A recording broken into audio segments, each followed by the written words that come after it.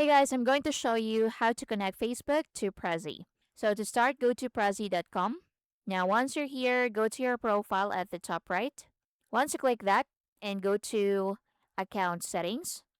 Once you're on settings, go to profile at the top, click your profile, and in here you can see your account information and connected social accounts.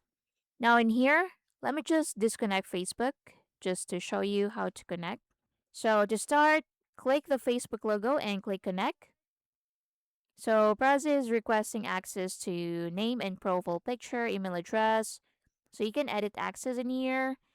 And once done, you can click continue. So just wait for it. And as you can see, we're already connected. So if it says disconnect, that means your Facebook account is already connected to Prezi. Or you can reload the page and double check. And that's it. So a quick recap.